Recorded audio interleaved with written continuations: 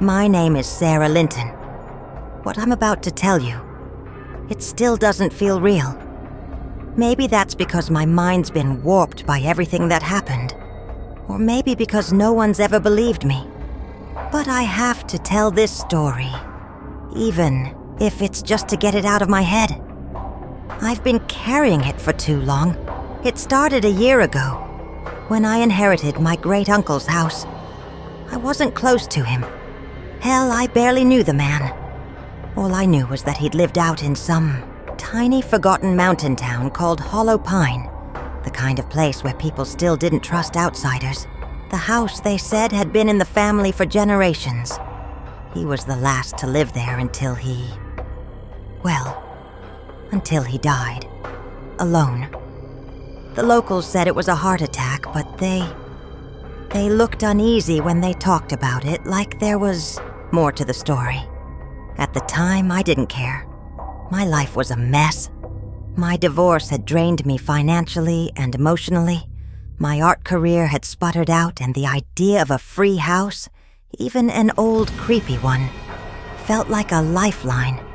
So I packed up my things and headed to Hollow Pine. I told myself it would be a fresh start, a place to clear my head and figure out what was next. The first time I saw the house, I felt it. That heaviness. Like the air around it was thicker, harder to breathe. It sat at the edge of the woods, this sprawling Victorian monstrosity with peeling paint, sagging shutters, and a roof that looked like it might cave in. There was something wrong with it, but I couldn't put my finger on what. Maybe it was the way the windows seemed to glare at me, or the fact that no birds or insects made a sound anywhere near it. It was dead silent. I tried to shake it off. It's just an old house, I told myself. Old houses are creepy. Inside it was worse. The air smelled stale, like wood rot and mildew, and every floorboard groaned like it was crying out under my weight. The furniture was still there, covered in white sheets, and dust coated everything like a second skin. The place hadn't been touched in years. I started unpacking, trying to make it livable, but the whole time I felt like I was being watched. You ever feel that? That prickling on the back of your neck, like eyes are on you. It was constant. Then there was the humming. It started that first night. A low rhythmic hum, so faint I thought it was my imagination at first. It wasn't like any sound I'd ever heard. Not the hum of an appliance or the distant buzz of power lines. It felt alive. I'd lie in bed, staring at the ceiling, and feel it vibrating in my chest like the house was breathing. I couldn't figure out where it was coming from. It just seemed to exist, everywhere and nowhere at once. The locals didn't help. When I mentioned it to the clerk at the hardware store, his face darkened. "You're staying at Hollow Echo?" he asked, like he couldn't believe it. "Lady, that place is cursed! Cursed!" I laughed, trying to brush it off. "What? You mean, like bad luck?" He leaned in close, his voice dropping to a whisper. "No one's lived there for more than a few months. They either leave or they die. Your uncle sealed that place up for a reason." I'm not proud to admit it, but I laughed at him. I thought he was just some superstitious old man. But now I'd give anything to go back and listen to him. It wasn't long before I found the door. On the second floor, at the end of a long hallway, there was a door that didn't match the others. It was heavier, older, and carved with this intricate circular symbol. It wasn't on the floor plan, and when I tried the knob, it was locked. At first, I didn't think much of it. Old houses have weird quirks, right? Maybe it was just a storage room. But the more time I spent in the house, the more that door bothered me. I'd catch myself staring at it, my hand hovering over the knob. I started dreaming about it too, Nightmares where I was standing in front of the door, and it was open. Just a crack. Enough for something on the other side to look back at me. And then there were the noises. Scratching. Whispering. Always coming from behind the door. I tried to ignore it.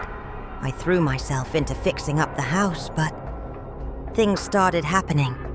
Objects moved when I wasn't looking. I'd leave my phone on the counter and find it in another room. Doors slammed shut on their own. And that humming, it got louder. It wasn't just a sound anymore. It was a feeling, like static electricity crawling over my skin. One night, I woke up to find myself standing in front of the locked door. I don't know how I got there. My hand was on the knob, turning it, and I swear I heard someone whisper, "Come in." I ran back to my room and didn't sleep the rest of the night. The next day, I tried to leave. I packed a bag, got in my car, and started driving. But no matter which direction I went, the road always led me back to the house. It was like the town itself wouldn't let me go. Eventually, I gave in. I broke down the door. The room was empty, except for a mirror. It was a tall antique mirror with a frame carved in the same circular pattern as the door. The glass was wrong. It didn't just reflect the room. It reflected something else. Shadows moved in it, things that weren't in the room with me.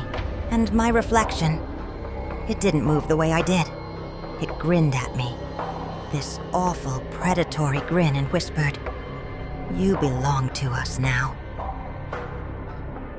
The next thing I remember, I was running. I don't know how I got out of that room or how long I ran, but when I stopped, I was in the woods. The house was behind me, dark and silent, and the mirror's reflection was still burned into my mind. I don't know how long I stayed in those woods. Days, maybe weeks.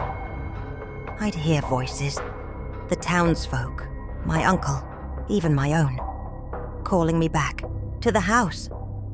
I started seeing things, figures in the trees, shadows that didn't belong, and that humming. It followed me everywhere. Eventually, I found my way out. I made it back to the main road, hitchhiked to the nearest town, and never looked back. But I've never been free. The humming is still with me, faint but constant. I see shadows in mirrors that aren't mine, and every time I close my eyes, I'm back in that house, staring at that grinning reflection. I don't know what hollow echo is, a gateway, a curse. All I know is that it's still out there, waiting. And sometimes I dream of it calling someone else. If you ever find yourself in a place like Hollow Pine, don't stop, don't listen, and for the love of God, don't open the door.